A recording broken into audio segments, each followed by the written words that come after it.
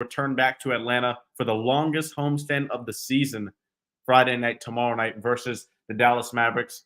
They faced the Kings and the Warriors on the West Coast, and it was two tale of two halves for different games. In the Kings game, excellent second half, terrible first half. In the Warriors game, opposite, terrible second half, great first half. So we're going to be recapping in depth those games as well as kind of talking about DeJounte Murray because the rumors to him going to the Lakers are heating up. Now, Hawks fans and me personally, I'm not the biggest fan of a potential return package from the Lakers, but Michael Scotto of Hoops Hype reported that a Lakers deal with DeJounte Murray seems close. So we're going to be talking about that, the implications, what the return might be. We're going to be previewing tomorrow's game against the Magic, and then that should do it for this show. So without further ado, let's get into recapping this West Coast road trip. So the Hawks go to Sacramento. Bogdan Bogdanovic, chance for a revenge game. Kevin Huerter, chance for a revenge game against the Hawks. And neither one really did that well. But especially for the Kings, they do not have a lot of rim protection. Domantas Sabonis, as good of a player as he is, he's not really the greatest defender. So what I looked for in that game at the start was for the Hawks to really take advantage of that and get to the rim early. They were doing that. Jalen Johnson got to the rim a lot early. He didn't shoot well in this game, as we'll go through a bit earlier. But he got to the rim. DeJounte Murray was getting to the rim as well. But the Hawks just couldn't finish layups in that first half. And it was almost an all-time shooting performance that was terrible. The Hawks were shooting less than 30% from the field by halftime in this game. They only scored 40 points at halftime. 40 points through 24 minutes. And when you're missing Trae Young, your main offensive engine, yeah, that's going to hurt.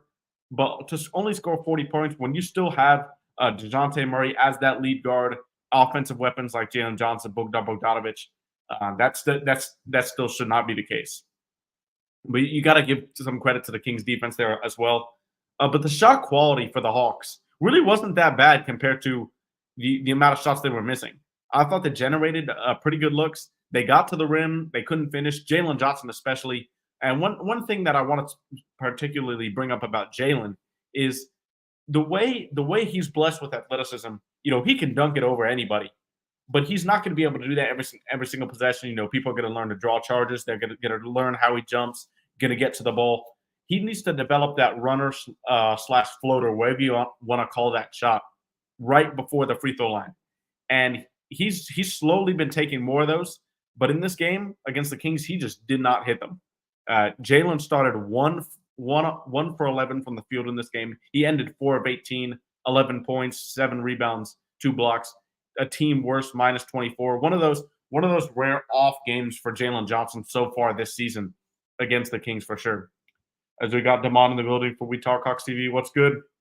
But yeah, this game was not great if you're a Hawks fan because Saddiq Bey, Jalen Johnson, DeJounte Murray, all of these guys really struggled from the field.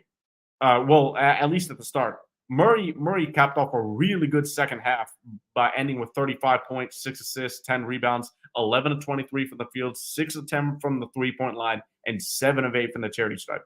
Now, what I really loved about this game the most from DeJounte Murray was how much he was getting to the rim, the pressure he was putting on the defense, as well as letting the 3-ball fly. 6 of 10 from deep for DeJounte. And I've said it before on this show, I think, multiple times. What DeJounte Murray has done to fit into what Quinn Snyder, what the rest of the Hawks want to do is been beyond my expectations. I didn't think DeJounte would be up there taking 6-7 threes a game. I really didn't see that. He's getting to the rim a little bit more than he probably wants to, but it's really helping the Hawks offense. And I love the fact that DeJounte's kind of letting it fly, and especially without Trae Young, he's going to want to have some good games. So this was a bright spot in an otherwise kind of grim game for the Hawks in Sacramento. But one thing with the Kings, immediately the first thing that comes to my mind on the defensive end against Sacramento, Hawks got to get back on defense. De'Aaron Fox, one of the fastest guys in the league, especially with the ball in his hands. But the Hawks, I don't think they had bad transition defense against the Kings, really.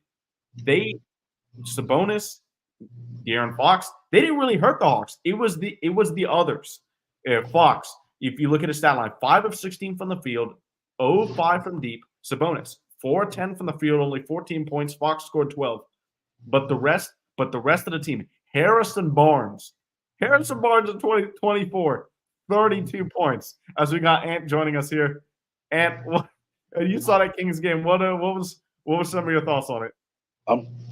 You just said it. I mean, it's just like always. I mean, it's never the top guys that beat us. It's always the others. I mean, how you can't explain it. I mean, because it's like we did great against the top 2 guys, and then the other guys we just allowed them to come in, come through the door and bust it down. I mean, they would. They would dribble into the paint without, any. I was like, what are we doing? Yeah. Harrison having a 32-point game from Harrison Barnes in 2024 does not sound real. It really doesn't. But I want to pay attention to how he got that 32-point game, because some of it was from 3. Yeah, he was hitting some threes, so on, so be it. Right, he's a good 3-point shooter still. But the way he was getting to the rim early in this game really bothered me. Like you said, the Kings got a lot of buckets in the paint. And Saddiq Bey in particular, I thought this game, he was really rough defensively. Barnes was dribbling right by him, getting in the lane for some easy paint points. And that's not the recipe for winning, because when you've got a team that plays so well in transition like the Kings and how fast they get downhill, if you give them easy looks and give the 3-point shooters early looks, it's just not going to be a good night for you. Yeah.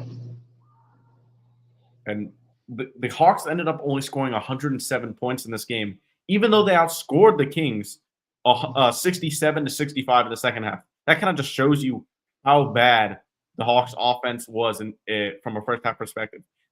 Throughout the first 20 minutes of this game, and the Hawks were on record to set a new record for the lowest field goal percentage in a game in modern NBA history. That game, that number is 23%. They were at 22 midway through the second quarter. Yeah. I mean, we couldn't hear anything. I mean, it was like a lid was on the rim. I mean, and that's not even just talking about shooting. Even trying to go up for layups. I mean, it was just rim out. Yeah, the layups are a big thing I touched on at the beginning. Yeah, Jalen Johnson especially missing a lot of those easy shots in the paint that you normally see him make. Bogdan Bogdanovic. Nobody shot over 50% from the floor today except for Garrison Matthews and Onyeka Okongwu in this game. Wow, that is not gonna cut it. But I think the biggest thing that I noticed in these 2 games, particularly in this one, without Trae Young, you're seeing the offense have to work so much harder to generate just clear open looks. Clint Capella has not had he was okay against the Warriors last night, but against this Kings game, in the Kings game, 11 and 12, yeah. Now on the stat sheet that can look good, but you could tell on offense, I just feel like he looked lost out there, and Jalen as well without Trae. Because Trae and Jalen play so well on the short roll. Capella relies on Trae to get those lobs, to get those easy points in the paint. But with DeJounte Murray, he really can't find. He doesn't have the same vision as Trae and can't find Jalen and Capella in their spots as well, in my opinion. Yeah, you can't. I mean, you can even see because it was affecting CC because he was missing layups even after he got offensive rebounds. Like it's funny. Like he never does that. Well, he misses layups. Capella misses layups. He does, but it's become more of a habit this year. I put it like that. Gotcha.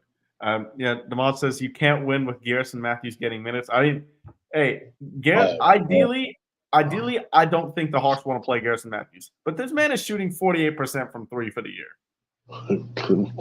So, like, I mean, even in this game from downtown, he was 3 of 5. So he did his job, I guess, but he's so rough defensively that like he's on the court to do two things: shoot. Second thing, take charges. And he does both of those things well. But every single other stat or everything you want him else to do, you won't. He's not going to be on the court that much, or you would hope he's not. Prove It says they got to trade to Denver. Wait, I don't understand this. Why would Denver be looking to get Trae Young? You gotta explain. You gotta explain that one a little bit more, Prove It. I don't understand that one at all. Actually, yeah, you gotta help me out on that one. Demond, you stop it. You stop being messy.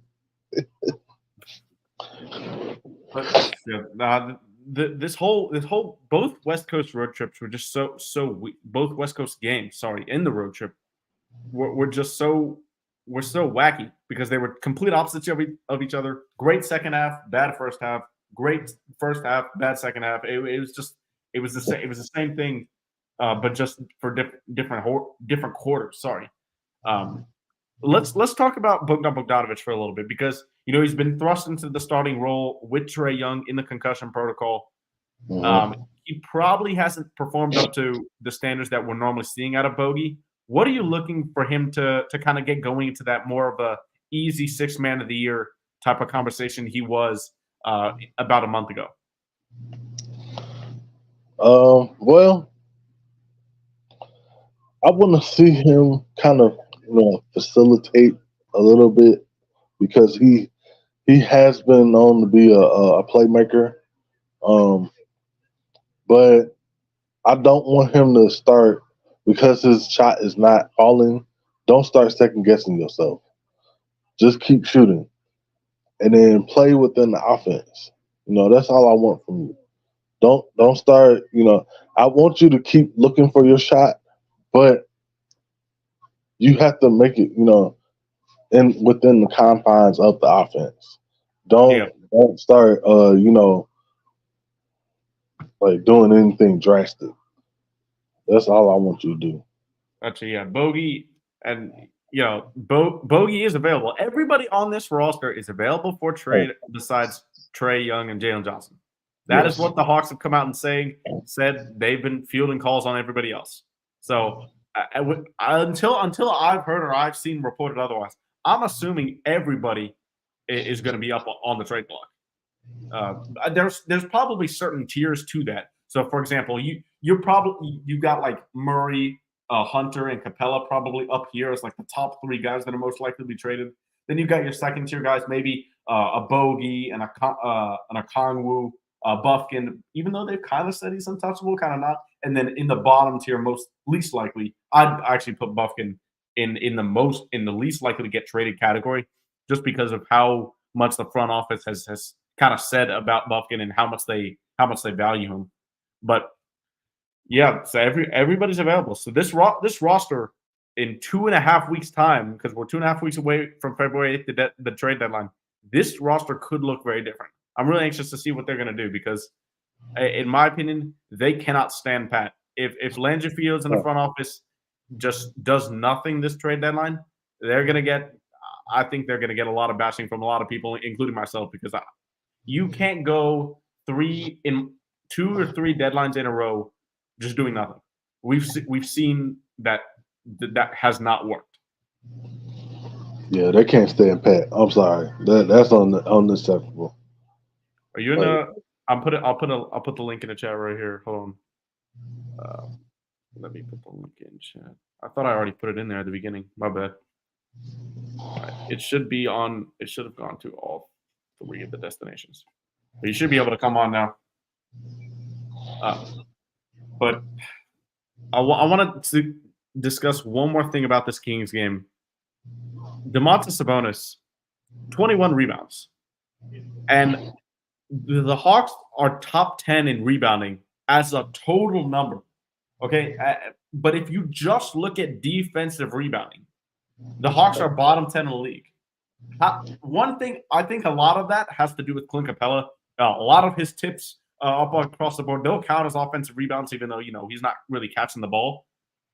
But how do you think that number, there could be such a drastic difference between defensive rebounding and just the total amount of rebounds this team grabs on a daily basis? I think it's more. It's like you just said. I mean, when you just look at the surface, yeah, it looks nice, all together as a rebound. But when you dive deeper into the numbers, you could tell that number is flawed. Like it's we are not a good rebounding team. Period. I mean, because especially like on the offensive, we are pretty. CC is good at doing that, but I've seen too many times where on the defensive end we will give up these long rebounds, and we'll have somebody standing right there, like right in the vicinity of it, and just look at it. Look at it. I'm like, man, come on, what are y'all doing? That happened in the Warriors game last night. I mean, there was a possession. It was I think it was in the first quarter. Steph Curry got a long rebound, goes back in transition, and nobody stops the ball. Bogey's just standing there looking at him. Murray just, I don't know, nobody just stopped the ball, and that's like one of the biggest things to do on a fast break. It's just one of those. That's one of those plays where I'm just going to remember for the rest of the season. Like, how does that happen? What are you thinking about? Who put it up there? Me and Foot was talking about that play last night when it happened. I was watching the Warriors telecast, so I couldn't see. They didn't show the whole court, right? So I was telling Foot, I said, somebody had to be standing in that corner. I said, because I don't understand why Murray didn't even attempt to stop the ball. But this morning, Kevin Chouinard posted it, right? That same play, he was basically clowning. And he posted the play. Now look, so somebody was in the corner. So that's why DJ didn't stop the ball, because he didn't want to give up the three. Now, I don't know if that's what Quinn want them to do, but then I'm reading the comments under the post what Kevin Chouinard had did, and people were saying Jalen Johnson was out of position. Because I was looking, because if you look, Jalen tried to recover back on the ball. After Steph scores, Jalen and Murray like looking at each other and pointing. You know what I'm thinking? Like, I'm just sitting here thinking, like, bro, these are professional basketball players. And everybody knows from rec league on up, if you don't do nothing, you stop the ball. Yep. And for nobody to even attempt to stop the ball, it just blows my mind. And the only reason, Mikey and Ant, I didn't really blow up on it is because now I'm at the point to where I don't even know what Quinn telling these guys.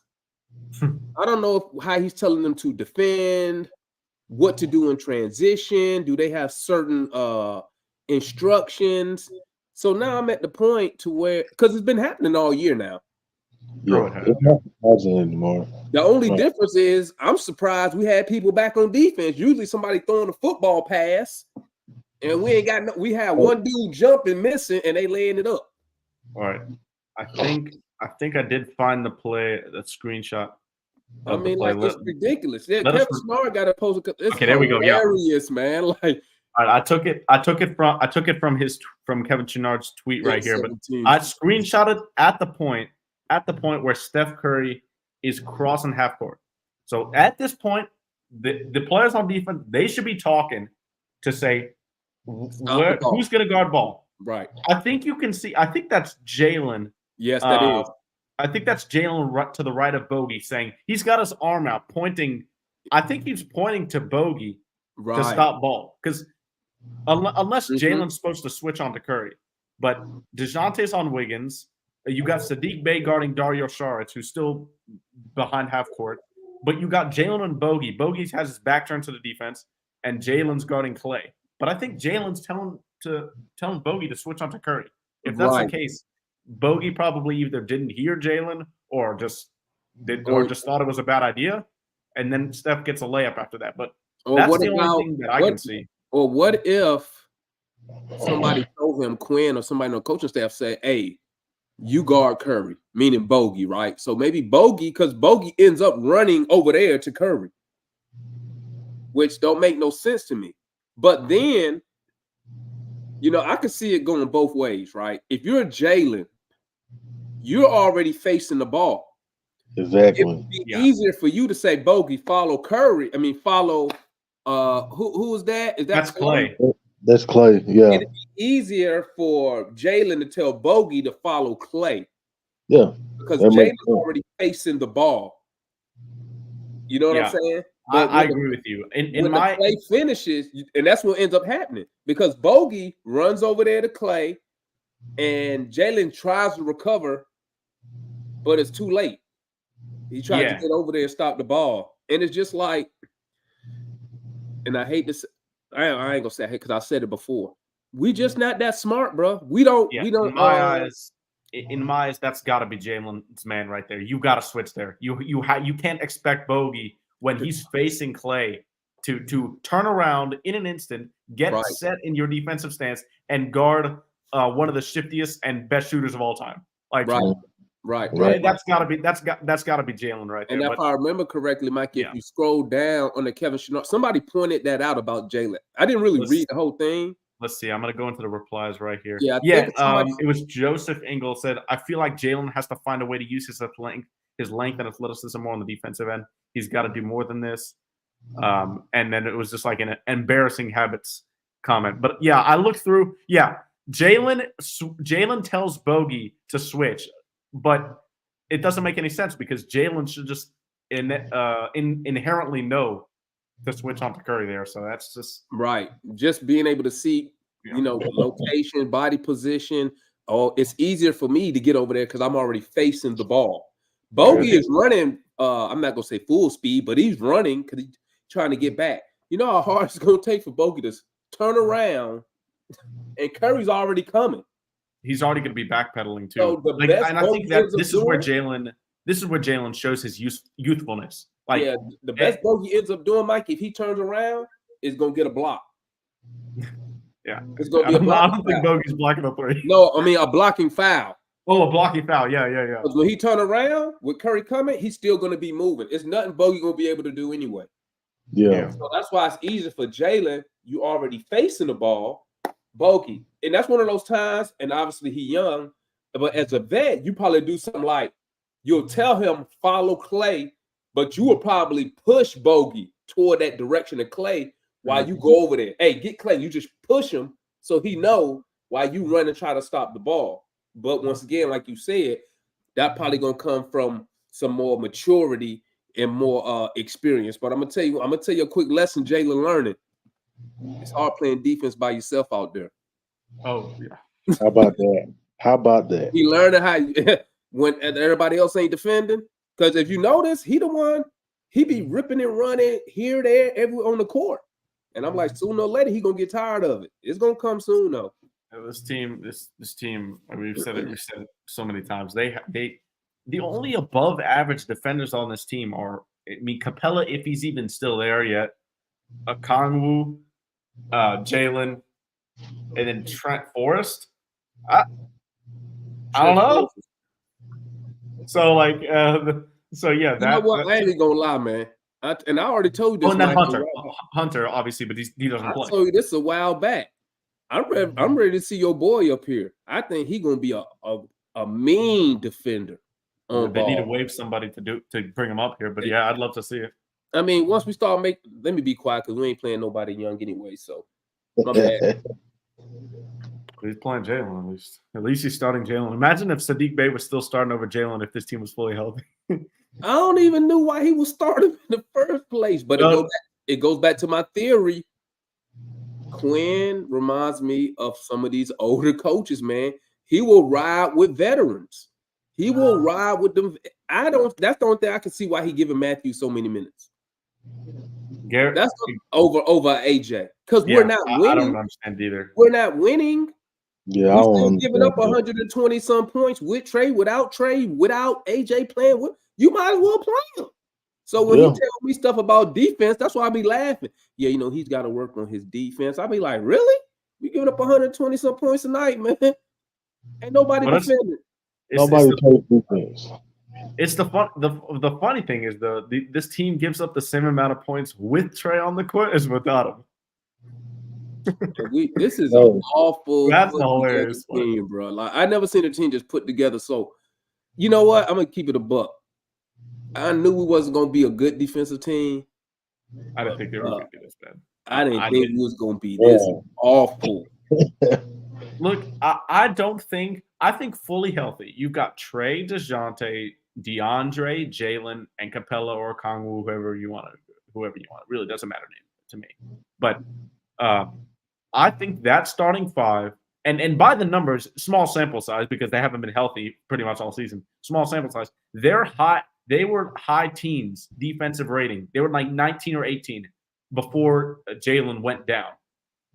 With this team's offense, that number is fine. That number could be fine.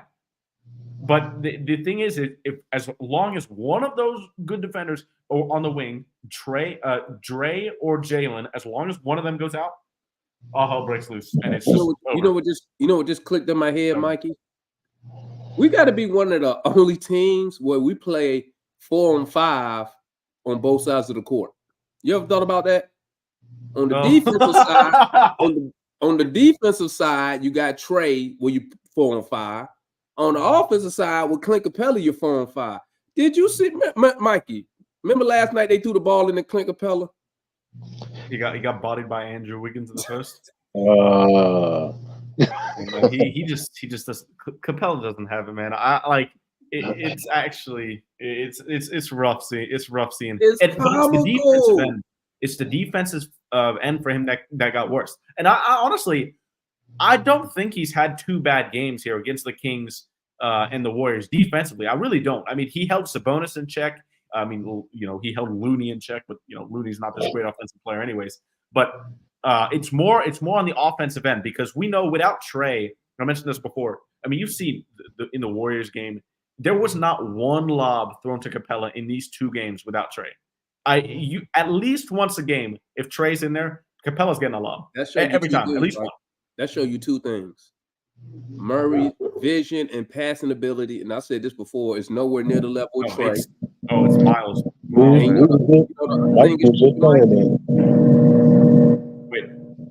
what's that background noise somewhere? Oh, and the other thing it tells you? Clint Capella is no good offensive, bro. He really is. What Matt used to call Murray baby. Gerber baby? Clint Capella is really like a Gerber. You really got to feed him. He can't do nothing. Nothing. Nothing. The one thing he does well offensively is he sets good screens. But there you can find those guys. $2 million. But yeah, you're not for 20 exactly. Not for 20. I get a screen setter for $1 million. Not for no 22 million. He said good screen. Man, listen, man. This West Coast trip was awful. I was hoping we could pull something out. But I thought we had a decent chance to beat the Kings because they're not a good defensive team. But the Hawks first half, and we'll get into the specifics of the Warriors game a little bit more after this. That Hawks first half against the Kings was one of the worst offensive halves of any team I've ever watched in my life. Damon, did you know I don't know if I told you this, halfway through the second quarter, the Hawks were on pace to shoot 22% from the field. That would have been an NBA record lowest field goal percentage in modern NBA history. I'm starting to believe what some of them cats be saying in the space now. Like I'm starting to believe like they tricking these games off on purpose, man. It's ridiculous. Starting to believe that, like, because even though I'm watching the games, I'm talking to everybody and everybody in the chat. What's funny, what people was pointing out was that, and I think that was the Kings game where Jalen ended up having like only 3 shots in the third. Yeah, then, I think because at halftime he was like one. I think it was 2 for 13, or he was 1 for 11 in the first half. Jalen against the Kings. But the fact that offensively he was freaking awful. But the fact that he was so aggressive with the shots, but then you come out in the third, and it seemed like Murray started taking more shots. I mean, he wasn't really cooking. And it's like they was like going back and forth. Okay, you aggressive, and then he just dialed off, and I'm just like, man, listen, man. I'm gonna be honest with you, Mikey. I'm gonna be honest with you. It's pretty much a this is a lost cause, man. It's a lost cause. The Hawks is not really helping us because at least if we was playing the young guys, we could be like, you know what? It's a wrap. We're trying to get these young dudes ready. We're not even playing the young guys. So, like, I really don't see what direction we are trying to go as an organization. Now, I know you got Murray on the trade block. You're looking for draft capital. I mean, ideally 2 firsts and a young starter. That's what they said. Now, I will say this. I'll say, and you rarely gonna hear me say this, Mikey. I will give Landry some credit for setting a baseline. Hey, this is what I'm looking for. I mean, because that's what Danny Ainge and them do. And you either gonna meet their asking price or you not. Yeah, I mean, now I can understand you setting the price and then you adjusting it a tad, right? But you end up getting a majority of what you're looking for. So I can give Landry credit for at least setting a standard. Hey, I'm looking for 2 firsts, a young guy. And I don't think that's unreasonable considering the different ways you can get a first round pick. You know, they could be lottery protected, and the young player. Yeah. So I mean, it's not like he's asking for 2 unprotected first round picks and a player. You know what I'm saying? And you know, because it's gonna show you. Antonio. What'd he say? Quinn winning money on the side with prize picks. I told people they be on prize picks. How many times I've been saying that on the show? I've been saying they be on prize picks, bro. They be on prize picks, man. But, bro, what's that lineup he ran out there the other night, bro? I just couldn't believe it, man. At one point, I think it was Trent Forrest, Garrison Matthews. He had a whole bench unit out there. There was no Jalen. Was Jalen out there? I don't know, man, but it looked like he gave up, bro. Yeah, I wish we would have seen Kobe Buffkin, especially in this stretch. He wasn't playing in the Kings game no matter what because he had just played back-to-back games. But against the Warriors, like last night, it would have helped so much because whenever DeJounte went off the floor in the Kings game, the offense was terrible. Now against the Warriors, DeJounte wasn't that great. I mean, he was okay. He was decent in that Warriors game. But one thing that I didn't really find good was in the first half, the offense for the Hawks was running really smoothly. I mean, Jalen was operating it really well around the mid post. I thought, you know, the shots that he was missing against the Kings in the lane, you know, that runner attacking the rim, he was making his layups against the Warriors.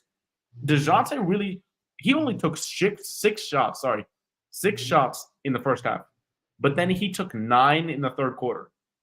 Ideally, I need DeJounte to be aggressive, especially when Trey is out. But I don't want him to say, okay, I didn't get anything in the first half. Let me call my entire number in the third quarter. And the Hawks offense, I think, kind of took a plummet there as a result.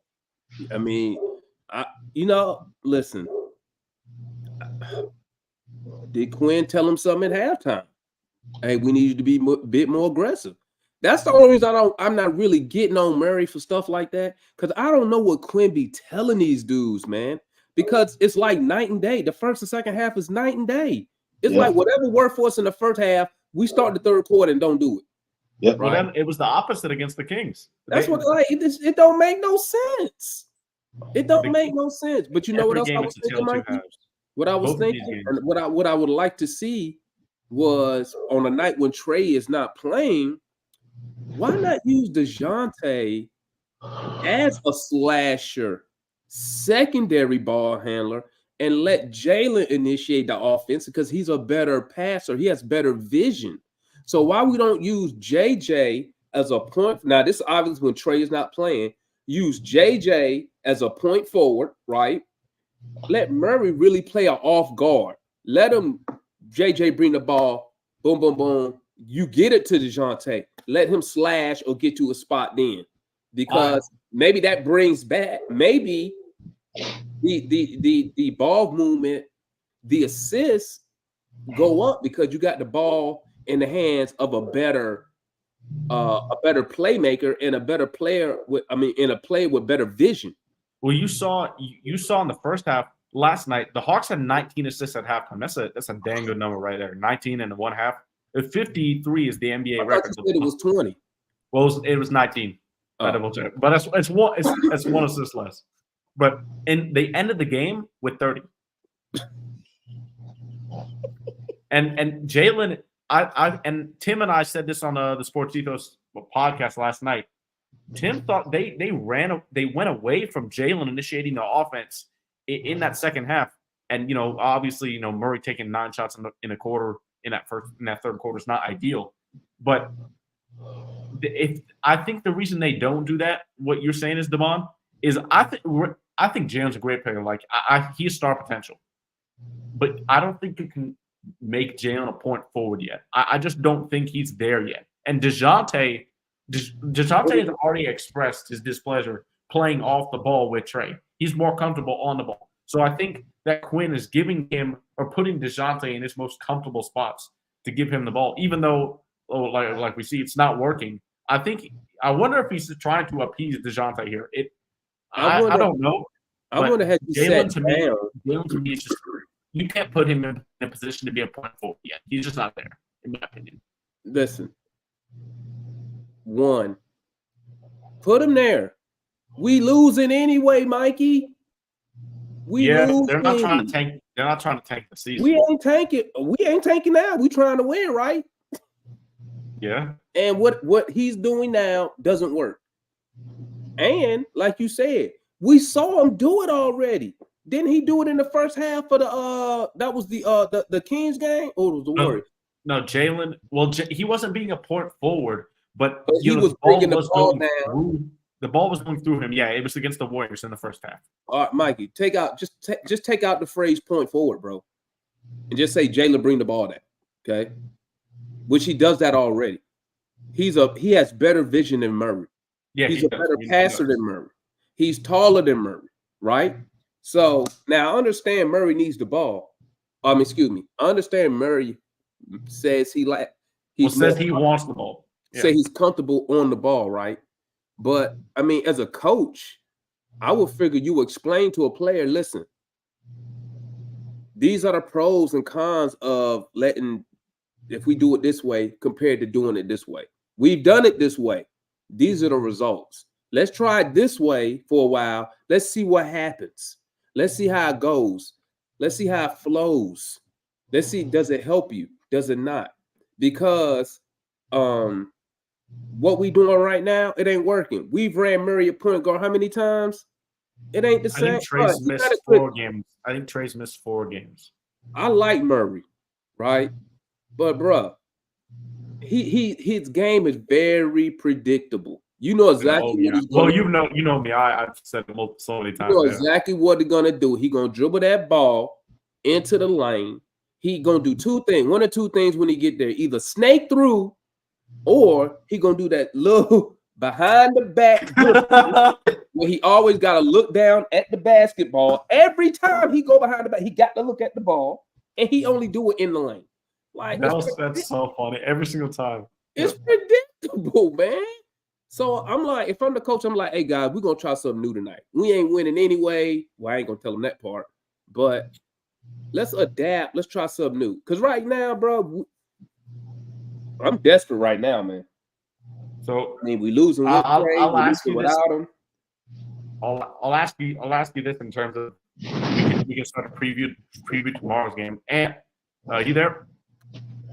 Yeah, I'm right here. Yeah. So we've seen DeJounte and Jalen. Jalen had a good game against the Warriors, but we've seen them just not have the same chemistry and not work off each other as well as Trey and Jalen do. I'll be right back, Mike. Let's assume that Trey is out on Friday. He's questionable for the game. I mean, what's the NBA protocol for concussion? You just have to test out. There's no timeline. You just have to test out of the protocol. But all right, Damon, I'll ask you then. Let's assume that Trey does not play. He's questionable right now. What do you want to see from DeJounte and Jalen to kind of for them to feed off each other? Because DeJounte had a great game against the Kings, but Jalen had a horrible game. Jalen against the Warriors was great. DeJounte not so great. So what do you want to see from both of them? This is what I be talking about. This is why I don't like when Quinn always takes Jalen Johnson out the same time as Trae Young come out. Because now Jalen and Murray really don't have no on-court chemistry like that. Because who's usually Murray playing with? He's usually not playing with he playing with Jalen Johnson in the first quarter for the first 4 minutes. Then they come out the game. Then he's playing 5 minutes. Then he's playing with the backups until around the 3-minute mark when he takes Murray out, bring Trey back in and Jalen. He don't have no chemistry with Jalen. So now they just basically, to me, what it looked like, they just playing like LA Fitness basketball. Like, okay, we don't have chemistry, but let's see what we can do. Let's see what we can make work. I'm gonna try to freestyle. It's like they freestyling together. Yeah, freestyling. They don't have no chemistry like Trey because Trey and Jalen always play together, right? So I mean, Friday, man, listen. One, Trey better play because this versus Dallas. So I know he want to come out there. But if he don't, I mean, at the end of the day, man, just don't get embarrassed at home, bro.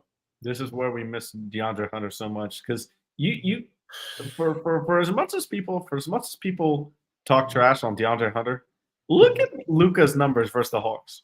DeAndre Hunter does a damn good job. Look at our record without him this year. We like 6-17. Yeah, but I'm telling you, like you can talk all you want about DeAndre Hunter, but he's important to this team. He is. But I mean, he ain't available. But he's not available. That's the biggest key. We ain't got nothing that work. Yeah, we are. We ain't got nothing, man. Raymond, did you see Jake post? Was it Jake? I think it was Jake. In Snyder, is it in Snyder We Trust or the other Snyder guy? Oh, David Lee. In Snyder We Trust is David Lee. Did you see him post? I think I was talking to him, but he had posted what the Hawks was shooting on wide open threes. Yeah. I saw that post. I don't remember the number, but I think it was 33%, and on open, not wide open. On open, it was 29. Oh my God! So wide open is classified as a defender away more than 6 feet away. Open is classified as defenders 3 feet away. Wow. When I saw that number, bro, I was like, "Oh my God, we can't do nothing. We can't defend. We can't. We supposed to be good. We can't even shoot the three. That's open threes, Mikey." I put a request. I said, "Hey, what's the numbers if you took Sadiq Bey out of it?" Oh my gosh! Hey, Sadiq Bey warmed up last night, though. Yeah, so. that was nice to see. That was nice to see. I'm glad Sadiq had a good offensive night. But I asked Damon about it. I'll ask you the same question, Ant. What do you want to see from DeJounte and Jalen? Or something that you want, just the team in general, so that those guys can have a good game once in tandem if Trey does not play.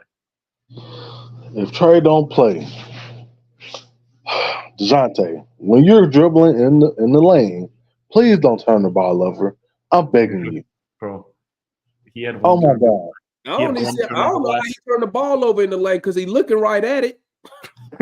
He had one, and then I'm sorry to cut you off here, Ant, but he had one turnover. I don't understand. I said this on the watch log. I remember he dribbled into 3 people because he just had to snake the pick and roll. He has to do it, and he dribbled into 3 people, turned the ball over. He could have just driven around the screen and stayed on that right side, but no, he had to cross over through the free throw line to the left side of the paint, turn the ball over. Hey, shout out Southside. I'm with you, Southside. Trent Forrest get on my last nerve with that too, man. Oh yeah, he's terrible offensively. Forrest, he will dribble right to the basket and pass the ball. You right there. You right there. Shoot the ball. I'm like, yeah. But my bad. I'm sorry. I went on No, technical. Go ahead. ahead. Man. Like, I'm glad you brought that up because I was about to tackle my TV when I seen that shit. I'm like, what are you doing? Like, you see two extra defenders right there. Oh, I'm still dribbling. I'm like, come on, bro. You got to be. See, But this is why mine always says we don't play with any IQ at all. That's what it feels like, man. The biggest thing for me, and I've said this a couple times as well. What DeJounte loves to do and what Jalen loves to do on the pick and roll, both of their biggest strengths counteract each other. Because you got Jalen on one hand over here who loves the short roll, doesn't like, he'll get lobs, but DeJounte doesn't throw lobs. So he's gonna want to get on that short roll and operate near the nail. But DeJounte goes to the nail with the ball and snakes the pick and roll. So that takes away the space that Jalen wants. So one of these guys, and this is what I said after the Kings game, or before it, one of these guys is going to have to say, okay, I know this is not necessarily my strength, but since you play so well in this area, I'm going to try and do this and see what we can do there. But these players, and this is forced to habit, they got to try and get out of their comfort zone, and especially without Trey. With Trey there, this all goes out the window, blah, blah, blah. But if Trey isn't there, Murray and Jalen, they've got to figure out a way to kind of develop that better chemistry on the offensive end. But it's hard to develop chemistry when you don't play with said player. Yeah, you're right. Yeah, it's hard to get it, man. So that's why, because guess what? Good players, and that's why you hear people say they just remember back in the day, you'd be like, hey, get stars. Well, they don't go together. Well, stars have figured out how it works. They'll just because work. when you get those star players and they start practicing together, they start picking up on tendencies. Okay, I know this dude can't throw lobs. I know what he like to do. So I'm gonna do this because I know you like to do that. You know what I'm saying? But since they don't play together a lot, you know what I'm saying? And normally, and when they do, I mean, Trey is usually the point guard with the ball. So, I mean, listen, against Dallas, just don't get embarrassed. Okay, it's a home game. I mean, hell, shoot, we don't even know. Maybe Murray might be traded by then. Who knows? But probably they ain't gonna trade him. No, they ain't gonna trade him by then because we ain't got no players. How many players gonna be out, Mikey? Well, Bruno might be out. Capella is questionable. Trey is questionable. You got out. Capella questionable? Out. Capella is questionable for this game. What's wrong with this guy? Capella, I think it was his Achilles. But yeah, man. Sound like a checkout game to me. It's not looking too great. As far as the injury report, I can already tell I'm gonna be at the garage. So Trey and Clint are both questionable, and then you've obviously got the guys who are already out are staying out. This will be a good time, Mikey. This would be a good time to let Kobe get some run if Trey not playing. And it's like, was it Kevin Chenard? No, not Kevin Chenard. Jason Walker. He said, he said on Twitter, he said it would be nice to see something to the, I'm a paraphrase, I can't remember. But he said something to the fact that, and he had posted Kobe Buffkin numbers from the last game he played in the G League with him and Miles Norris, and he said it would be nice to see a future NBA wing playing than a fringe NBA wing that we currently have playing. Like, play this man. Like, I want to see Buffkin. We getting down to bare bones. I don't get why they're not. But Darian asks, would it be better to trade Hunter for someone that can stay on the court? In my mind, and the Hawks, like I always say, everybody but Trey and Jalen are available, so they're looking to trade him. If they give up Hunter, in my mind, they've got to look for at least a average defender, young defender. You're not getting off 100 right now, Mikey. He owed 3 more years at 20 plus, and he barely playing right now. Ain't nobody finna gamble on them knees right now. What I suggested, bring him off the bench. Because remember, I don't think they'll trade Hunter. He's available, but I don't think they'll end up trading. No, because let me tell you something. A guy like Hunter, what teams and AJ, what teams will do is they'll look at your team and be like, oh, y'all not using these dudes anyway. Yeah. They'll try to lowball you. That's what they'll try to do. Yeah, they're trying to buy low. Yeah, they're gonna try to buy low. What I suggest is this. Now, AJ, I don't know, because I don't know why Quinn not playing or got him in the B League. But with Hunter, you have to bring this guy off the bench. Okay. Do him just like we did Bogey. Remember when Bogey came here, he was a starter until he got the knee injury. And then they brought him off the bench. Because at first I thought they would just bring him off the bench because when he came back, he was on minutes restriction. And then they just kept bringing him off the bench. Why not? And then they had to start him because Kevin Herter was terrible off the bench. So they switched that and then they found something. So why not bring Dre off the bench? Because one, you already invested this guy for the next 3 years. That's facts, Frank. That is okay. That's facts. You already invested in Dre Hunter for the next 3 years at 20+ million per. Jeez. So, and that's why I be telling you, Mikey, I don't like these contract extensions for no reason, especially with restricted free agents. But since we already stuck with them, bring them off the bench, okay? Get 20, 30 minutes, whatever. Well, I wouldn't do 30 minutes, right? Maybe if it was a big game, an important game, you would do a 30. But bring him off the bench, give him 20, 22-ish type minutes, defense, couple buckets, and try to see if you can extend his playing career, extend the games played per season. Because he's missed how does come back, about 15, 17 games in a row. I don't know. It seems like a month, and it's supposed to be reevaluating in 2 weeks. But if Hunter's going to come back for a game, this is the game to do it because I want to preview the game a little bit here. Mention like some keys to the game. But for me, I don't know how the Hawks are going to. I don't know how the Hawks can guard Trey and Luka. I mean not Trey and Luka and Kyrie. For me, and Kyrie didn't play the last game. He may be questionable. We'll see with a thumb sprain. But Jalen, in my eyes, is probably going to be on Luka if DeAndre doesn't play. You don't have a choice. You have to throw, but then you throw DeJounte on Kyrie. Jeez. Yeah, you do that. You put DeJounte on Kyrie. If anything, you at least got length. And if not, you can't put Trey out there. I'll tell you that much. Yeah, right. Yeah, you can't do that. But I'm gonna tell you what's about to happen. I'm gonna tell you how we gonna get screwed. They gonna do Jalen the same way they do Hunter. Yeah. When you got Jalen on a superstar player, I guarantee he's gonna have 2 fouls in the first quarter. Guarantee it. Yeah, you got a DeMont guarantee, like a Chuck guarantee.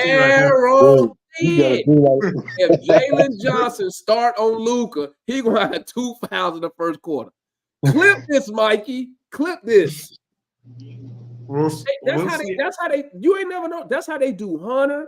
That's how they do every time a Conwoo got a guard like an MB, 2 fouls. Hunter guard a wing, 2 fouls. Only if they're a star player though, not no regular guy, right? Yeah. But the problem is this: what is Trey gonna be doing out there? I think he's probably going to be guarding. I mean, if they start him, it will depend. If Kyrie plays, Trey will probably guard Derrick Jones Jr. I think. Man, if they start him, Josh Green, if they start him as well. Bro, if I'm Luka Doncic, bro, I'm running pick and roll. I'm trying to get that switch on Trey all day. And if I'm the Hawks, if Trey plays, I'm trying to get that switch on Luka and Kyrie every time. Bro, both of them are terrible defenders. So I'm trying to get. I ain't gonna lie. Hawks, offensive key for me. You need to attack their backcourt. Sorry, I ain't gonna lie. To attack. I'd rather go at Luka than Kyrie. So would I. Hey, I'm looking at Luka, man. And what about you? That Suns game, bro? Was that last night, Frank? That Suns game with Luka? Yeah, when Devin Booker kind of went crazy. Like he never, to me, And this not even a knock on like Luka, but God damn. he never looks like he in shape to me. I don't know what it is. 49-5 run is crazy. 49-5 run. Yeah, that was last night. Wanted they was up like 16, and then next thing you know they were down like 25. That's crazy. Yeah. And what do you want to see from tomorrow? I'll be in the building, by the way. I'll be at the game. Okay. Just show up on defense, please. That's all I ask. That's a big ask right there. That's a big ask. The lottery. Jesus. I mean, because it's gonna be the race. Go play the lottery. You got a better chance of getting that. Oh, Jesus. I already know it's gonna be the race to 150. I already know this. But just show up on defense. That's all I ask. Well, here's one thing about the Mavs. They don't play fast. They don't at all. So I think the Hawks, it'll be to their benefit to really speed this game up. We know Luka doesn't like to play fast. No, Kyrie does, but they play different paces. So if the Hawks can speed this game up, especially without Trey, the Mavs will shoot a lot of threes, just like Frank said right there. They're going to shoot a lot of threes, and they can score in a half court well. They can. But the Hawks, if Trey is missing, their half court offense is nowhere near its maximum potential. So they're going to need to get out and run. I think that's going to be to their advantage for sure. No, we need to make some shots. Yeah, that's open shot. There's nothing you can do about missing open shots. But, yeah. I mean, when you shoot 33% on open, bro, like that's why I can't. Man, let me be quiet before I get upset, bro. Like, don't do it, Demise. Bro, like we awful in every aspect of the game, bro. You can't finish at the rim. Nope. We bad in open threes. We awful with defense. I don't even know how we got the wins we got, to be honest. I really don't. I don't see it, bro. Like, I'm gonna keep it a buck, Mikey. Bro, we might have to start over, man. We're gonna have to take some L's on some trades, get off some of this money, bro. Probably gonna have to move, bro. We in a bad situation, man. Like, we really. I'm gonna keep it a buck with y'all. We really need to develop internally right now. We really need to develop internally because right now with the contracts that we currently have, even the stuff you get back from Murray really ain't gonna be no game-changing stuff. I mean, bro, if we trying to be championship, I ain't even talking championship. If we just trying competitive to be, next year, competitive. Yeah, competitive. You have to play these. You got to play the Buffkins. Ain't nothing we can do about Moji because he injured. I don't even know why we signed Vic Crecky. We could have kept the Miles Norris kiddies, but I mean, he's been hurt too. Bro, he got hurt the first day he got here. He got hurt the first He got hurt the first day he got back. The first day he got here, he got hurt. Like, doing what? How was Bruno Fernando hurt? What? He don't even play. I can't believe he was out. I was like, bro, you played like a couple minutes. Bro, this is crazy, man. I would, bro, at the beginning of the season, I would have never thought we would be this awful. I thought, and especially defensively, I thought we were going to be bad defensively. I didn't think we were going to be this bad, and I just didn't think this team would be this bad. Like, I didn't expect a huge jump from last year. Probably a what? We were 41-41 last year. I thought probably 47-48 wins, but geez, that's man. Listen, I saw that damn. I told y'all this. I saw that damn last preseason game against the Pelicans where they were showing out Trey, Murray, and Jalen. I was like, we going to the finals. Man, I can't believe I drunk that Kool-Aid, bro. Gotcha. Yeah, Ketchup. My bad. Yeah, Capella's questionable with the calf contusion. He was questionable with his Achilles soreness twice last week. So I thought it was the same injury. Yeah, my bad. He need to be questionable with the fake rebounds he getting. I can't believe what I saw the other night when they threw him the ball last night, man. They threw him the ball and he couldn't score on Wiggins. I couldn't believe that. That's Oh, crazy. my It's crazy God. Matter stuff. of fact, let me go on eBay and find me send this jersey to Foot. So Foot, I'm gonna get him a Clint jersey. I can't believe he's supporting this nonsense, man. Like double bumpers. bruh, let me tell you something. When we get rid of Clint Capella, right, and he stay in the league, when he come back, they need to put that in the tribute video, bro. Welcome back, Clint Capella. The first they need. That's the first thing they need to show on that jumbotron. You couldn't even get it up to 6'10", and you couldn't even get it above the rim. They'll probably show the shot he made from. How did he make this? The fadeaway shot from behind the backboard against the Bucks in the playoffs. Bro, You can't make. I ain't even gonna lie, Mike. When I seen that go in, I was like, "Oh, we going to the finals." Oh yeah, because everything going our way. But man, listen. I know we ain't really gonna do shit this year, but please don't get embarrassed by the man.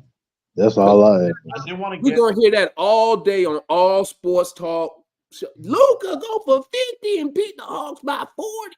Please don't get embarrassed, Hawks. Yeah. Okay. I'm not even asking you to win the game now. I'm past that point. Just be competitive.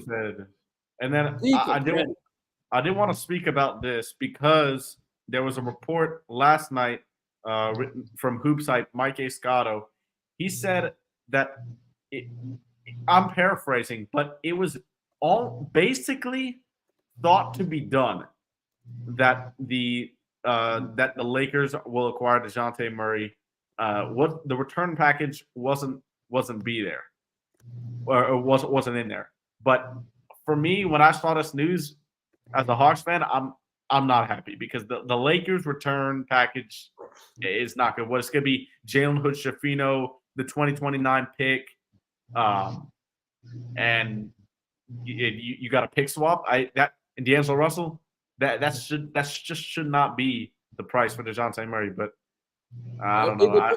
See, and that's why Mike, I said I wish I was a fly on the wall so I could really see. Yeah. Like, what is the plan? Because then you can kind of, normally you can kind of figure out what your team is doing by the moves they making, players they make. You can't even tell here because we're losing, but we're not even playing the young players. So you don't even know if we're developing. You don't know if we're trying to actually make a play-in. Like, it's wild. Like, I've never been in this situation to where you just don't know what you're doing. You know what I'm saying? Mm-hmm. So, I mean, listen, I believe the owner doesn't want us to, like, lose like this because he knows them seats finna be empty like they was that night when he yelled at them cats. He know them. The only reason them seats gonna be crowded Friday is because Luka coming. Let's be real here. If this was the Charlotte Hornets, that place be empty. Yeah, that place be empty. This was the Charlotte Hornets coming to town, and I know he don't want to see that. Nope. So I don't know. He goes to pretty much every game. So I don't know if he told them them boys in the front office, like, I don't know what he told them. Fix it, do what you got to do to get it right. I don't know what he told them, but I know he don't like seeing empty seats. So, I mean, listen, the return you're gonna get back on Murray is gonna be awful. To be honest, it's gonna be awful because at the end of the day, you can say Murray don't fit on the team, okay, but you gotta say this though, and I will give Landry credit for this one. Getting Murray on a 4-year, 120 deal, huge. That's an amazing contract.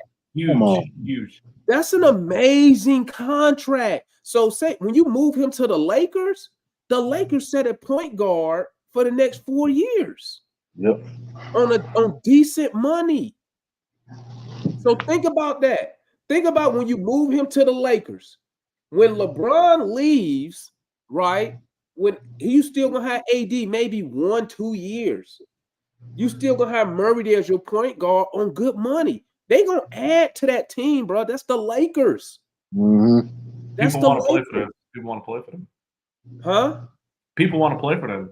Yeah, it's the that's why I keep telling people like that 2029 pick to me is not a big deal. Because I can't remember the last time the Lakers didn't have a superstar on their team. I mean, you got the drought where they end up drafting D'Lo, Ball, what's the Randall, right? They drafted Ingram as well. Then Ingram, which think about it, if they would have kept them another 2 years together, they still would have had all NBA players, right? Yeah, but they got a chip anyways out of those guys, so and that's what I'm saying. That's why I'm not high on the 2029 pick, because the Lakers always gonna go find a star to get on that team. But another thing, what they already gonna have is a good point guard on good money. And that's what we giving up. You feel me? Now, I was thinking, let me float this by you real quick, Mikey. What if you didn't get a deal that came close to what you was looking for? Give me, and I know this just off the top, you're gonna have to say this off the top of your head. What pros and cons do you see if the Hawks just stand pat with Murray? Not saying we're keeping him for the next season, but say you stand pat because you didn't get what you want and you're looking to move him in the offseason. What pros and cons do you see if they went that route? I think immediately, I think a con is we've seen the Hawks do similar to that for like the past 2 deadlines, and it's gotten nowhere. But a pro is you don't want to sell Murray low. So like, and if they truly want to rebuild for the future, it sounds like they do. If they truly want to do that, I think you should be more. I think you should be the priority. Should be moving Murray to allow Jalen and Buffkin and some of these guys that you truly feel like will believe in and be here long term to do it. So Landry is going to have to figure out a way to balance what he wants to do in the future and what Quinn wants to do for the future compared to what it's going to look like if he trades Murray for not his value. I honestly, that's a really hard question to answer. Yeah, I know, because it's so many unknowns in the future. Yeah, like, you don't know what's going to be. What about you? Yeah, what about you with this question? Look, if we're trying to really rebuild, then start all over, start from scratch. And if we have to hold on to him until the off season so we can get something more lucrative for us in the future, okay, then do that. But I just don't want to see us sabotage anything on both ends. Yeah, man, we in a bad position, bro. It's like we stuck in quicksand. I try to tell people, they try to tell me, no, we fine. I'm like, no, we're in a bad position, bro. Bad position. I just don't. My biggest fear is I don't want this to turn into a JC situation where the team wants to move Murray, but you hold him here after the deadline, and then his value gets worse because they know the team doesn't want him. Well, no, I think JC's value got worse because he was never worth $25 million a year in the first place. Well, I think that's what. Because think about it, if JC was getting paid $17 million, right? I think we can agree JC is worth 15 to 17 million. Yeah. Oh, if he was getting someone, we can agree with that. Yeah, that's an easy contract to move, right? Yeah. What I'm saying with Murray, the reason I don't think Murray and JC is the same, because Murray at 30 million next year is still a good deal. Look at the numbers he's putting up now, and as a number two, right? Look at those numbers at 30 million. Van Fleet making 40. It ain't putting up numbers like that. Yeah. And you got him locked in for the next 4 years at 30. It's like 29 to between 29 and 33-ish over the 4 years. That's an amazing. I'll be trying to tell people whoever get Murray, that's an amazing deal over the long term. Well, whenever he signed that contract, I mean, you saw everybody just like even Matt will say that's a great contract and giving Murray credit for signing it and everything. You know how he is with Murray. It makes me wonder, was Murray really committed to the Hawks? because he didn't have to sign that. No, I don't he believe could have more. the rumor about they was gonna trade him to Toronto if he didn't sign the deal. Like, what's the difference? I'd have been like, well, trade me then. Like the rumor of them threatening to trade him don't got nothing to do with his contract. He was coming up on a deal regardless. Yeah. I mean, you gonna trade me, and guess what? I'm gonna leave it free. You ain't finna get nothing for me anyway, right? So I never believed that rumor. I believe he signed that extension because I believe he thought he wanted to build something in Atlanta. Now, I did too. obviously, for whatever reason, it ain't working.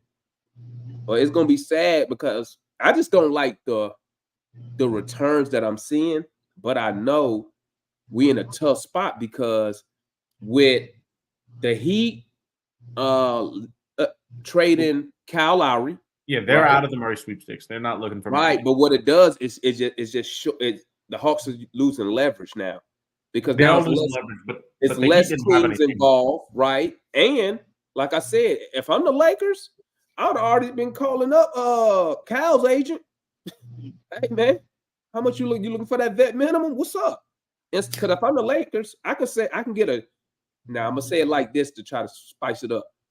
If I'm the Lakers, I'm like, hey, I can go get a championship point guard for the low and not give up no assets. I mean, he is a championship point guard. Yeah, he is. You see how I spiced that up, Mikey? Yeah, that's pretty good. I go get me a championship level point guard and don't give up none of my assets, right? So the Hawks are losing leverage day by day, man.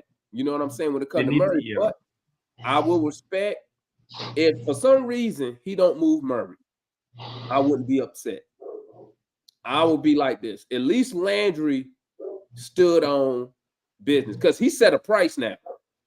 Unlike John Collins, we never knew what a price was for him. We heard rumors of what teams offered. We heard what stuff got denied. But with Murray, we know what the Hawks looking for right now. So if he don't get moved, we can sit there and say, well, they didn't meet his price. Now, go ahead, my bad. I know. So we know the price that he set. Right. A young player, young promising player, and 2 firsts. Right. That New York. Now we know the Knicks don't want to trade Grimes to an Eastern Conference team, but let's say that goes down hypothetically. Do you give Landry credit for that deal if it happens? I mean, yeah, I'll give him credit for it because that is the price. I'll give him credit for it because I mean, right now, let me take when I can talk about the Hawks, right? Now I'm biased, unlike some people. When I take my Hawks fan glasses off, right, and I'm just looking at my team like I usually do when I'm by myself, right? We are in a bad position.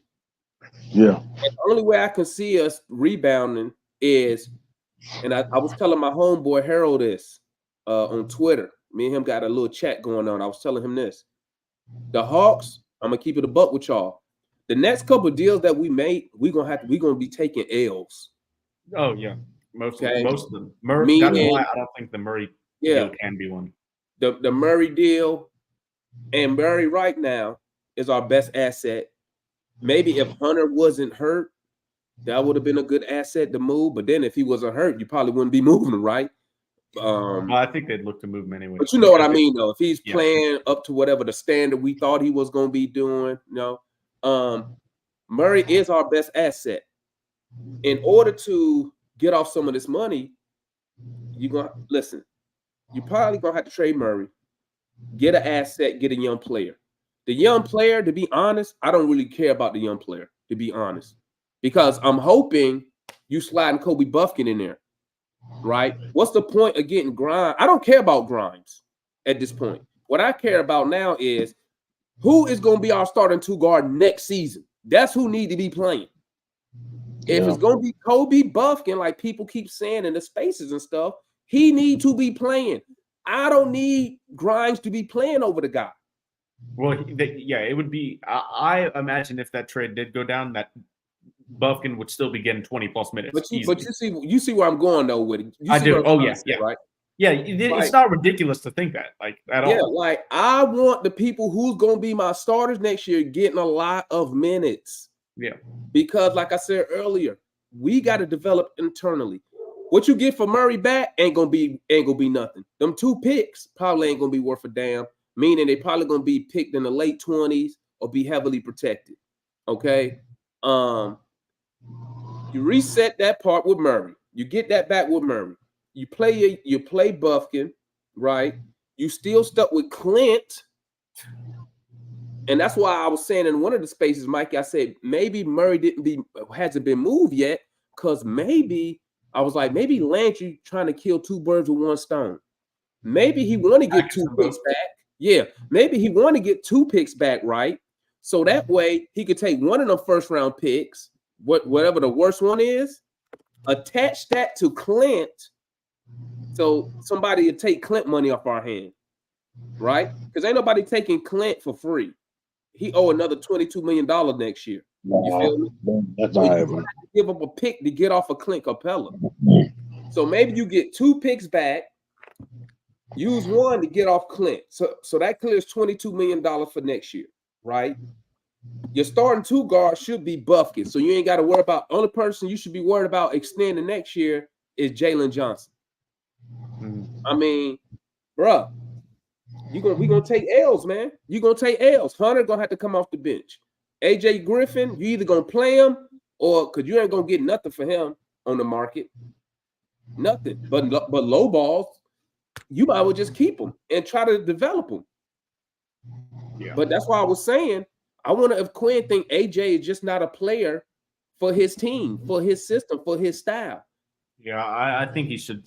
I think he should still be playing. And what I read about Quinn don't just play players to showcase them. He don't do that. I think, have I ever told y'all my thoughts on showcasing players, like showcasing for a trade? I don't know if I have, but I think it's actually like total BS. What?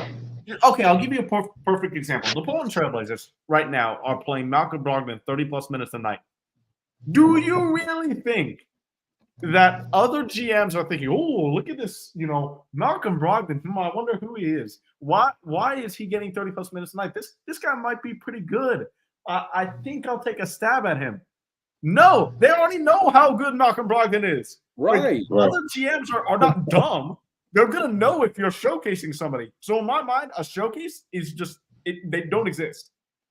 Like, I tried to tell him that. In the space. I was like, so y'all ridiculous. telling me it's actually ridiculous. GMs ain't seen this dude play before. That's what y'all telling me. Yeah. You telling me who was telling me? I agree with you. Telling me they was showcasing Clint Capella. I was like, Capella been in the league 8 years. What are you talking about? They know what they get with Clint. You don't need a showcase for this guy. Exactly. Like, but we're gonna take some L's, Mikey. Like I was thinking about it, man. We're gonna have to take L's. I don't even with the picks you get back from Murray, that still wouldn't be enough to get another player in the offseason, like in a trade. Because then the Hawks would have 4. The Hawks would have 4 first. I think that'd be enough. It depends on what them first are, man. That's what I'm saying. It depends on what we wouldn't know. They are. But we can't really surmise that because we have. And then you need a star to be this Gruntle. Yeah. To trade for that as well. So and then free agency, who's really available in free agency? Kawhi just re-signed with the Clippers. Hell, I heard the Pacers was trying to get in on Paul George. They trying to do a reunion with him. Guess what? That'd be fun to see. The Pacers finna max Siakam this offseason. Yeah. They better. They will. I think they already said that that's before they made the deal. They probably like, yeah, we gonna max you out. Because I think that's the only team he said he wasn't gonna resign with, ironically. Everybody else, I'm not gonna resign. I ain't gonna resign. Yeah, they talked to him. Probably Halliburton said, hey, I done talked to the folk. They said they're gonna max you. All right, let's make it happen. So I mean, we in a bad spot right now, man. And the only way out, the fastest way out of it is we need the development of Kobe Buffkin, right? And and Jalen Johnson gonna have to bring his game up a whole nother level next season. I mean, that's the only way, bro. Because you ain't gonna have access for a star.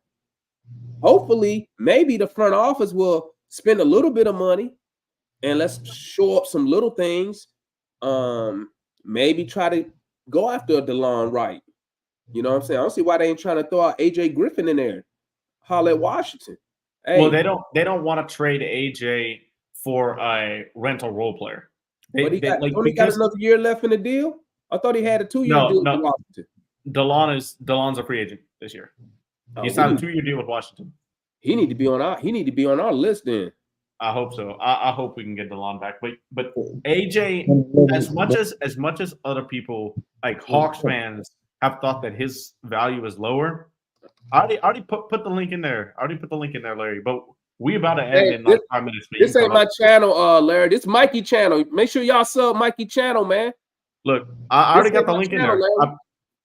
Larry, the link should be. I posted it in Damon's channel in the chat. But yeah, like I think he signed a 2-year deal. But AJ, for me, Hawks fans might think he's a lower value. But regardless of what you think about AJ, he's a 20-year-old on a rookie deal who already has a sample size of good NBA production. Mm-hmm.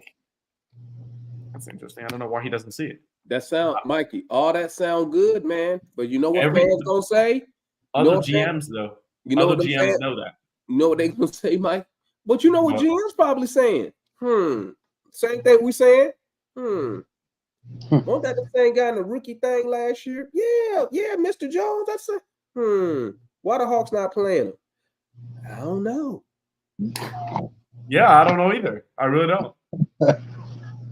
Like, that is crazy. But that don't help your value either. Because, Mikey, if we trading for, if we opposite GM, I mean, if me and you are GMs on the same team and we looking at AJ, best believe we going in there with a low ball offer, Mikey. Come on now. A dude that's not playing, we really going in there with a first round pick to try to get this guy, Mikey? Come on now. You feel me, Ant? Hell yeah. We ain't finna go in there, man. I give you a first round pick. But like, this dude ain't even playing, man. I got a couple second rounds for you. What's up? You ain't playing them. You ain't using them. What's up? But I'm gonna tell you right now, man. We in a bad spot, bro. We in an awful position, man. Awful. We are this freaking Murray trade, man. Damn. Oh, I don't think I can post the link because I don't think it's allowing me to post the link in your channel. Huh? I don't think it allows me to post the link in your channel chat. That's why. Oh, so he can't even see it. I don't think he can. I think that's the reason he can't see it. What?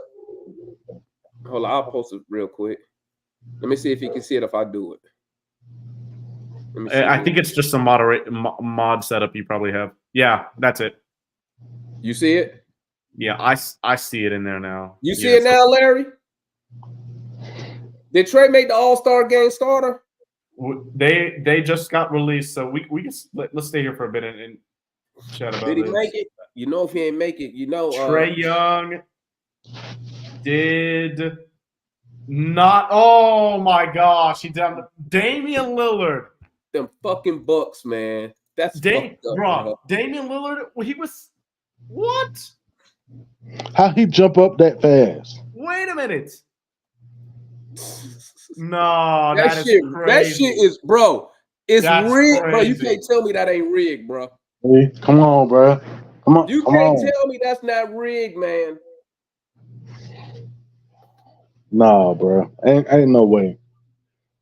You can't tell me that stuff ain't rigged like a bug, bro. Come on. Come on. And you know who told me that this morning? What's the homeboy on Twitter, Mikey? The kid named Reggie. Oh yeah, I know who that is. He said he put that tweet out this morning.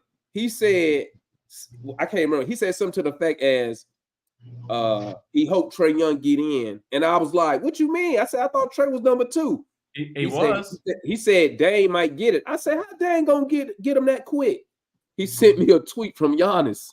Well, Giannis tweeted, "Hey, y'all, I'll go vote for Dame Lillard." Yo. Yes, it worked, man. I'm watching it. I'm watching it right now, bro. Dame wasn't first on the fan voting or the coaches voting. What? Trae was second on both, so there's something going on. What? It's rigged, Yes. bro. I'm telling you. Dame wasn't first on any of the voting ballots. That's bullshit, I'm literally bro. watching it. And Kenny That's kind of looked. He kind of looked was like, huh? So something Ain't fan happened, voting bro. like ain't fan Yo, voting like that's 50%? insane. Bro, I jumped on something quick. I can't believe it. I'm looking. I'm like, so it was Halliburton and it was Trey. That's fine. And it Halliburton was starting Halliburton. is fine, by the way. That's fine. Both sides. Halliburton, Trey. Halliburton, Trey. Dame was like 5th in the fan voting. Yeah. What? Brunson, right? Brunson was ahead of Dame on all the voting as well. So Yeah. I don't know what's going on, but I'm literally watching it. Bro, we got robbed, man. They So- did so trade. Trey's They not gonna make the always All-Star do us game. dirty, bro. He's No. gonna be a reserve. He's gonna be he has to be a reserve because there's no way you can be two. You can be Man, number F 2. that, bro. Man, if I They're was still, Trey, but Rashad, fan voting for bench players for Oh, reserves you're right. You're goes right. out the window. You're right. You're right. It's coaches, right? It's coaches and it's media. Who hates Trae Young most? Ooh, Media. both. Media. Bro, this bro, is they did us insane. dirty, bro. That's That No, is- so it's gonna be Bronson. It's gonna be Bronson. It's gonna be Maxey. And it's Maxey. gonna be Donovan Mitchell. Yup. Bro. There you go. You nailed it. Are we, bro? Like, I'm lost. Like, Trey was smoking Dame almost by like 250,000 votes. Probably I more don't know than how that. I've never seen this before. That is, I never seen it either. I'm so like shocked. I'm sitting on the couch just watching it. I'm like, I'm not Dang. even mad. I'm shocked. bro, Dame. I would rather Maxey be there before Dame. Dame has So done would I. nothing. I think it's He's- hilarious, He's man. had a horrible season for his standards. Horrible. Terrible. He has done nothing, We always get done dirty, bro. bro. Like, I don't care about the All-Star game, but sometimes, man, you just gotta. Oh man, that sucks, man. Like, That really I'm sucks, like bro. you, Rashad. I don't care about the All-Star game, but I don't like getting done dirty. Hey, that's terrible, man. Yeah. That's terrible, Yeah. bro. Bruh, That is I'm terrible, man. bruh. That's why I can't, bro. I can't remember the last time Dame had a good game other than what. Let me that tell you first- something. First If two I games was of in the that NBA, office, man. if I was in that Okay, I'm with front the office right conspiracy now, people. bro. If I was in that front office, bro, I would be on. I would have a damn press conference. That's I'd be like, The West starters just got announced. No shockers in the West. LeBron, KD, Jokic, Luka, Shea. No shockers. yeah. You see how obvious that is? Like you It's so obvious. I think So Rashawn obvious. did that. Rashad, you did that. hey man. That's You crazy. did that, Rashad. That's crazy as hell. Rashad, you did that. Hey man. They would listen to you on We Talk Hawks TV, and they were like, you know what, Rashad, right? Fuck Nah, Trae Young. man. That's what they You did. know who did that? That's what Devon? they did. That's what they did. Linda did this. Yeah, probably. You and Linda did it. Her You and Trey Linda bashing. did this. No, you and Linda did this, Rashad. Nah, man. I'm Both a of y'all did. Probably. I'm a Trey Yep. guy, man. That is insane, man. That's insane, bro. What's going on, guys? How y'all doing? So we got a coach. We went back in time with the Falcons and got a coach that wasn't good enough for us 3 years ago, but now he is. Now we looking at Trae Young, who's literally number 2 in fan and player voting, but he didn't make the All-Star starters. That's How crazy. that go? Where they do that at? I never heard of it, man. Yo, I wanna- this is basically, and this is what I've been saying about Trae, and Demond been echoing You on the the same Dookie thing. Dash? Trae Young is off the list, bro. He's off the list. He's off the list of people they don't show. Do I know them? They don't put him in the commercials no more. You know what I'm saying? If they do, it's a quick glimpse. You know what I'm saying? Like, Trae Young is off the list. They're trying to IT Trae Young. All right, man. What's up? Y'all understand that, right? Y'all do understand that, right? They're trying to IT Trae They're Young. trying to move it to a bigger market. No. They They're have trying to. to IT Trae Young. You Mike, don't know think what if I'm Trey talking was on the about. Lakers, he wouldn't be a star? Mikey, you know what I'm talking about, right? Not the Lakers. They're trying to IT Trae Young. That's I crazy, don't know bro. who Trae Young got to go and kiss the ring to. It's I'm telling you ridiculous. right now, the way this is all setting up is, it's not about Trae Young going to a bigger market or not. They are literally trying to drive Trae Young out the league. Look at it like this. Hey Larry, you must be talking about the other Rashad. I'm not. Yeah, the, he is. He Oh, is. I'm talking about the other Rashad. My bad. Yeah, my mic pretty clear, man. All right. My bad. Yeah, your mic is clear. That's a clear on my bad. But It's I don't get it. I don't. no. I mean, there's no reason why Trae Young shouldn't have made it. I mean, think about this, guys. Trae Young didn't make it in the All-Star game in Atlanta. The COVID year. Statistically his best season. Yep. He didn't make it. And this year is better. I'm gonna ask you this. This year is better. This is statistically his best year. So the year when he fourth year when he did make it, when it was in Atlanta, the COVID year, and now his 2 best seasons, he don't make it. So, do you have It's ridiculous. And you know what the crazy part is? A lot of people were saying, I think the year when Trae was like a reserve or something, or he didn't make it, it was like, oh, his team doesn't have a winning record. And we look over to the West, the Dallas Mavericks weren't winning either, or the Indiana Pacers. So I'm like, okay, what's the next excuse? So it's something going on. Oh, it's going to be the exact same thing. That's crazy. That is insane, man. Especially the run that man went on. Like, he started off slow and he turned it all the way up. Hey, I want to interrupt real quick, guys. Somebody has some background going on. Yeah, if you do have some background, if you can mute it, or because it's kind of interfering with the conversation right now. Yeah, I muted it. I got you. Okay, perfect.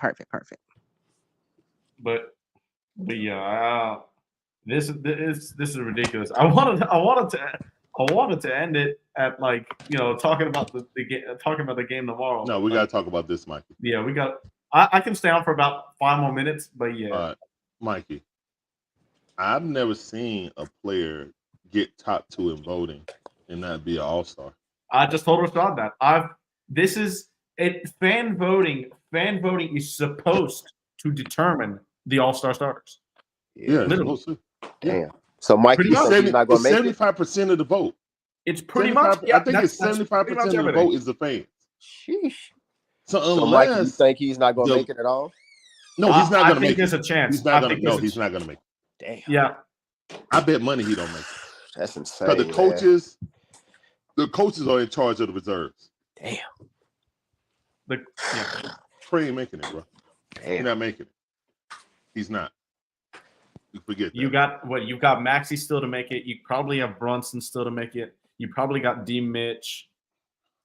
Trae might slot in at that. Who else would make it? Jaylen Brown. Yep, Jaylen Brown. Yeah, he's not making it, bro. He's not. Yeah, Jaylen Brown. Yeah. Hey, he's not making it. And Trae's had a way better. Trae's had a way better season. Way better season. Jaylen Brown's not even been their second best player this year. Been Porzingis. He should be an all-star before Jaylen Brown. Porzingis actually should be an all-star. And he should be an all-star over Jaylen Brown. Nico, where's my slide? Yeah, man, that's horrible. Damn, I feel bad for the guy. Get shafted, man. I mean, he was killing those votes, man. He was killing those. For us to have the record that we had, he was killing those votes. They'd rather put Jordan Poole in the All-Star game. That's crazy. Batty legend Jordan Poole. That's why I didn't like that list of the potential USA team pool. I was like, why y'all put Trae Young's name on there? You know you're not gonna pick him. Man, not picking Trae. Don't put his name on there, man.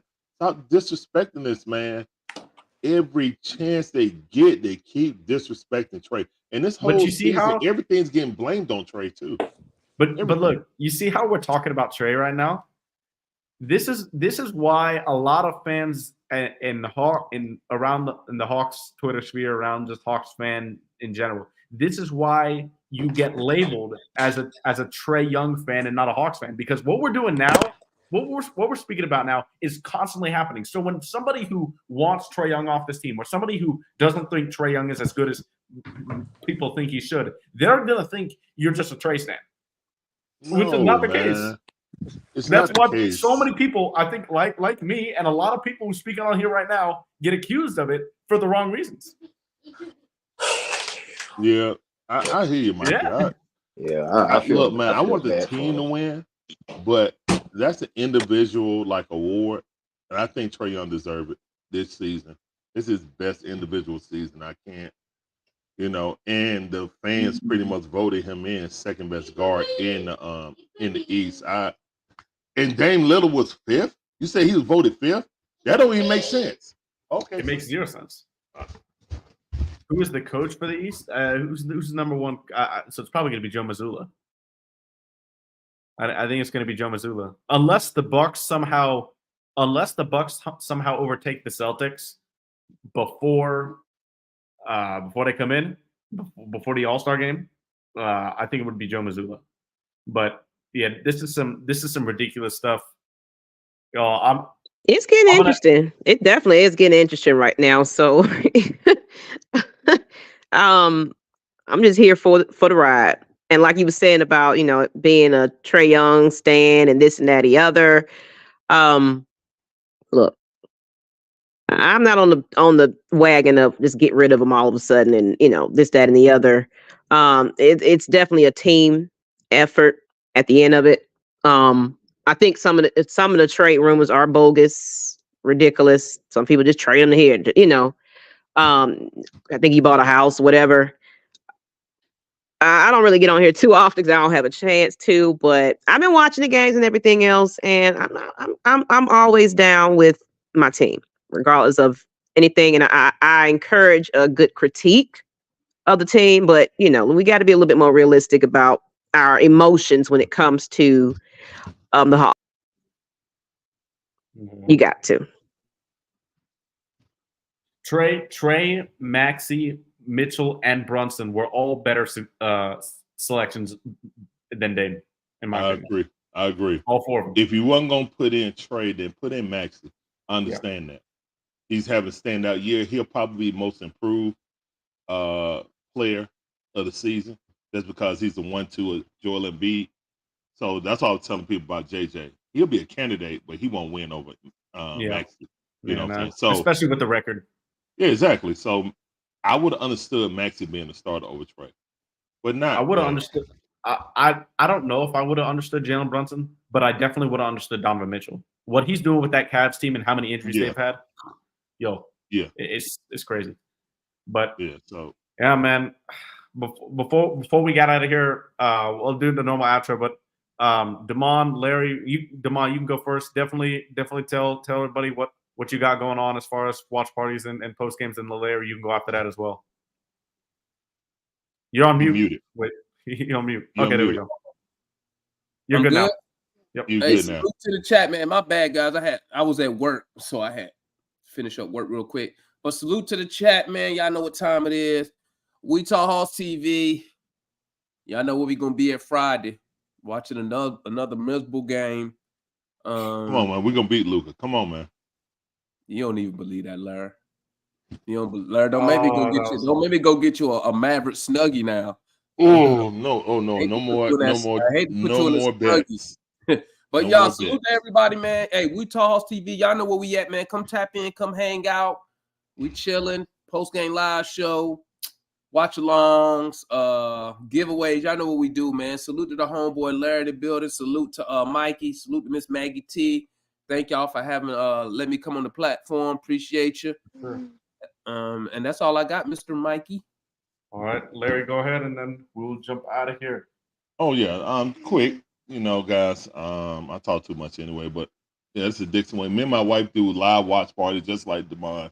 So, but we do Hawks, Braves, Falcons, Bulldogs, all that. So any sports team you want to watch, you know what I'm saying, you don't like the announcers, come on over to Dixon Way, turn on the TV, turn the Dixon Way up.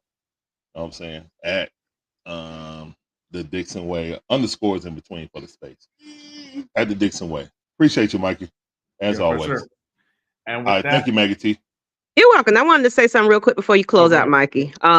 We are on a new network. It was on Atlanta Falcons Nation, but I decided to go ahead and move it on to Georgia Sports Nation. If you kind of tuning in right now, definitely subscribe. I love the collaboration with the other channels. Y'all are welcome to come on through. When you're not doing a watch party, because we try to do it before the game, so it won't interfere with that. This is going to be every Thursday, same time. But I really want to encourage more, fans watching all these channels. We got to get on board with these Hawks.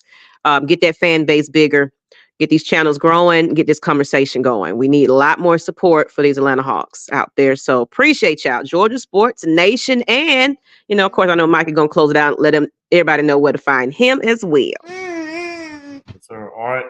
And you can find me on Twitter at PinWizard300. Obviously, tweeting about the Hawks, Brave season, that stuff too. But don't forget to check back in next week, Thursday, 5:30 p.m. Eastern time. If you're on YouTube, don't forget to like, comment, and subscribe. And we'll see you guys next time. Peace.